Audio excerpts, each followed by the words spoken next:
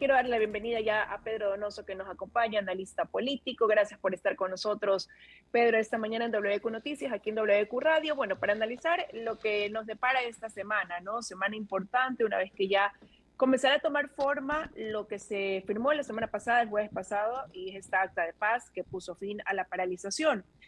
Y entrará este debate por 90 días, ¿no? Pero, ¿qué tan viable realmente es poder dar forma a todo lo que el movimiento indígena solicitó en ese momento y que el gobierno pues ha dicho que va a cumplir?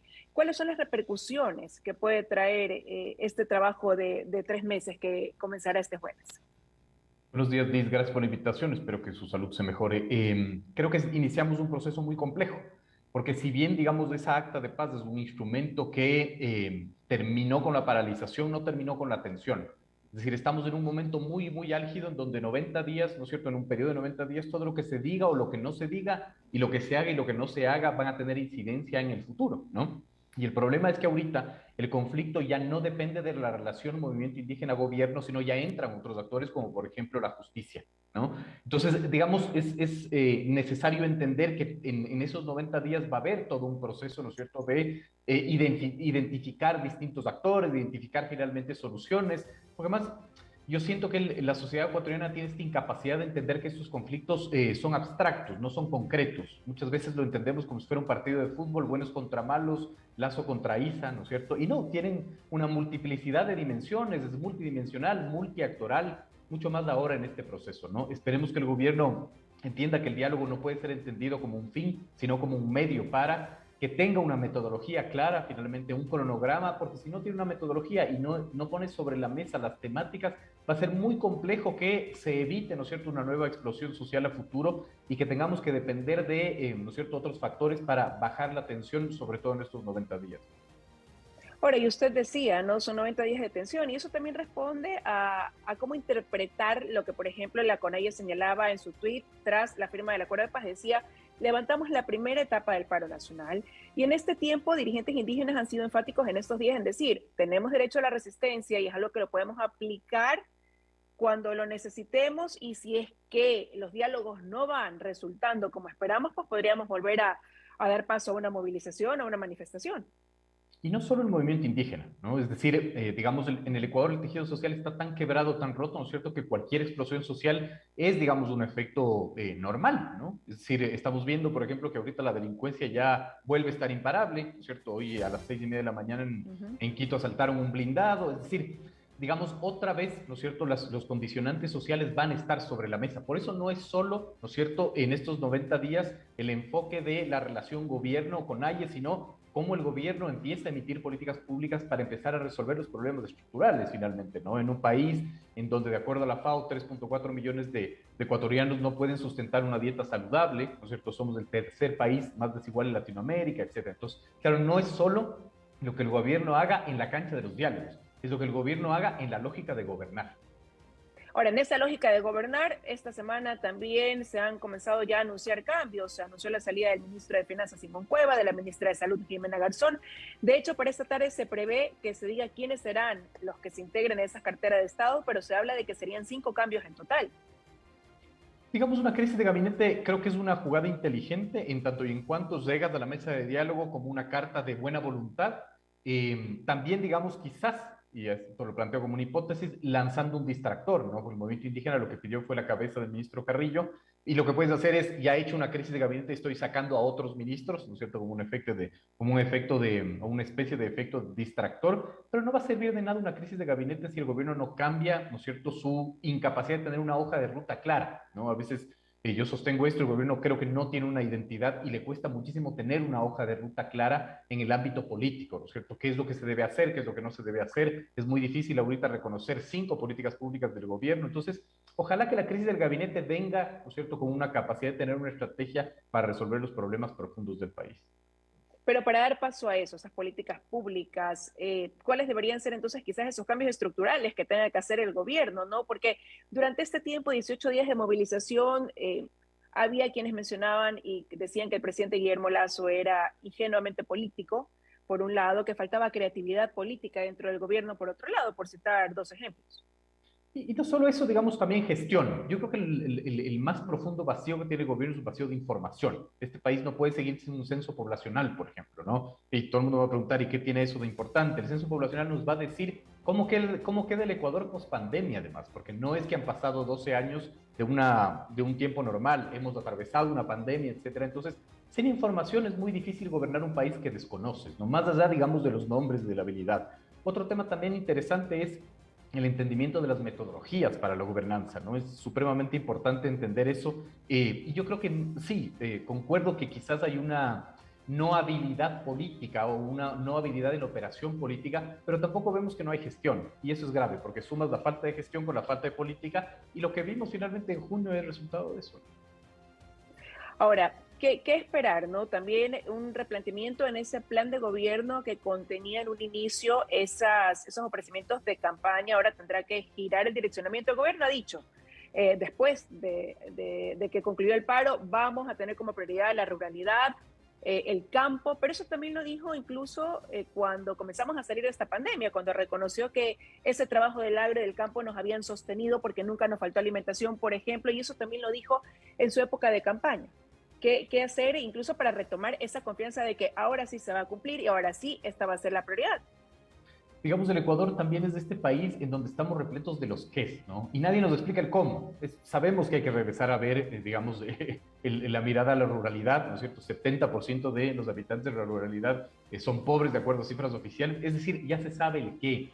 No se esclarece el cómo, digamos, y ahí yo creo que hay una falencia finalmente del gobierno en no explicarnos el cómo o no trazar una hoja de ruta finalmente en el cómo, ¿no? ¿Qué es lo que se va a hacer? ¿Cuánto se va a destinar? Porque tampoco hay un cómo, ¿no es cierto?, sino hay un cuánto se va a destinar, y eso me parece que es absolutamente importante. No vemos claridad en la aplicación de las políticas públicas, perdón, en el diseño de las políticas públicas, ni siquiera en la aplicación, y ese es un vacío político que deja el gobierno de libre interpretación, además.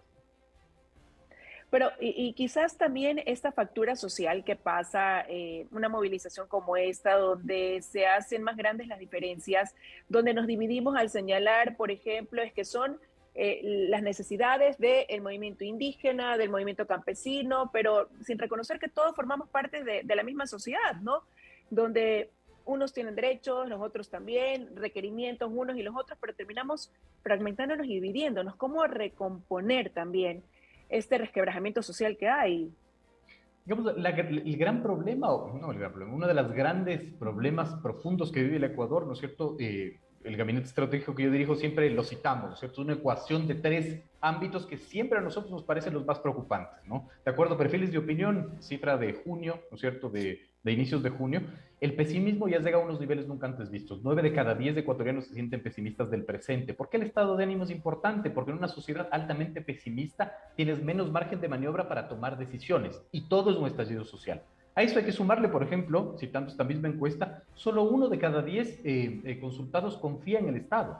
Esto es gravísimo, porque cuando yo no confío en el Estado, tengo dos formas de reaccionar, ¿no es cierto?, ante el Estado. No creo que el Estado resuelve mis necesidades básicas, o puede hacerlo, por lo tanto, me tomo la calle para que lo haga, ¿no es cierto? O dos, no reconozco al Estado como la herramienta para aplicar la política, y la política es la forma de administrar tensiones. Entonces, si el Estado no puede administrar las tensiones que yo tengo, yo las resuelvo solo. Y el tercero son las cifras que nos arrojó el Barómetro de las Américas, en donde dice que el Ecuador está en el grupo de los países en donde menos confianza interpersonal hay. Esto quiere decir que 5 de cada 10 consultados no confían en el otro. Esta ecuación es supremamente preocupante, ¿verdad? Porque arroja que la capacidad de una explosión social sea una realidad. ¿Qué hacer? Evidentemente resolver los problemas del país, ¿no es cierto? Un país en donde, como ya le he dicho, esa cifra de 3.4 millones de ecuatorianos no puede sustentarse una dieta saludable, ¿verdad? Es decir, resolver los problemas de salud, de educación, etcétera, inyectar optimismo. Creo que eso es fundamental. Esa es una estrategia que el Ejecutivo tiene que tener al resolver los problemas y al anunciar cómo lo va a hacer, ¿no? Pero también es un país de los contrastes y de las cosas que pueden resultar hasta a veces ilógicas, ¿no? Se asigna un mayor presupuesto, por ejemplo, para un subsidio de combustible, cuando se necesita tanto recurso también para educación, para salud y para seguridad, por poner un ejemplo. De acuerdo, pero pedagógicamente el gobierno no nos dijo, no voy a dar un centavo en subsidio, pero voy a destinar esto en educación y esto en salud. Primicias, este portal digital publicaba hace 6 semanas que el primer trimestre del 2022 es en la historia del Ecuador, no en la historia republicana, en la historia del Ecuador, el que menos inversión pública ha tenido. 67 millones de dólares se invirtieron en el primer trimestre del 2022, 82% menos que el primer trimestre del 2021, y el 2021 fue un año anómalo. Entonces, es una locura finalmente tener un país sumido, ¿no es cierto?, en una pobreza, resquebrajado socialmente, y tener una inversión pública tan pequeña. Ahora, esa desconfianza de la que usted hablaba, ¿no? Que incluso hay reportes internacionales, también toma su pulso o más bien genera un impulso en la Asamblea, donde ya veíamos la semana pasada intentaban recabar los votos para poder destituir a Guillermo Lazo, y una propuesta que salió de la bancada de UNES, y conversando con asambleístas de UNES nos decían, bueno, si no tenemos los votos, igual hay un mensaje de alerta ahí.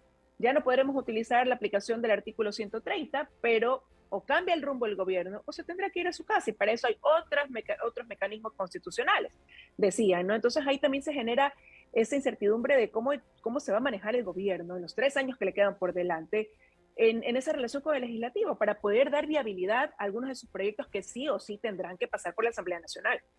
Y la relación ejecutivo-legislativo es fundamental, sin embargo, hay que poner contexto, es mucho más grave todavía. En el Ecuador hay 5 funciones del Estado, 3 están en crisis interna. Veamos lo que pasa en la justicia, por ejemplo, ¿no? Un presidente del Consejo de la Judicatura encargado que abrió una guerra con un presidente de la Corte Nacional que fue suspendido, es decir, el sector justicia también está en crisis, no se diga la función de transparencia y control social, en donde el 50% de las entidades de control están encargadas, ¿no? Es decir, somos un país de 5 funciones del Estado, 3 están en crisis y 4 en crisis interfunciones.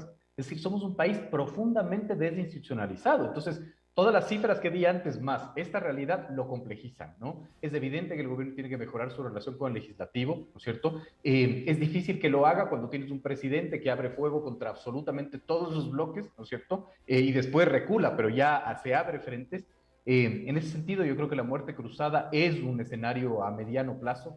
Por lo que usted dice, el gobierno no va a poder sostener gobernabilidad con una asamblea, digamos, de esa composición, nos guste o no nos guste, ¿verdad? Pero hasta que eso suceda, hay que establecer puentes con el legislativo, porque este año tiene que además tratarse 2 temas supremamente importantes, de acuerdo a lo que anuncia el gobierno: reforma laboral y reforma en la seguridad social, además que necesitas del legislativo para aprobar los acuerdos comerciales que firmes, ¿no? Entonces, o mejoras la relación con el legislativo o ya planteas una muerte cruzada, pero hay que tomar una decisión, porque gobernar es decidir también, ¿no?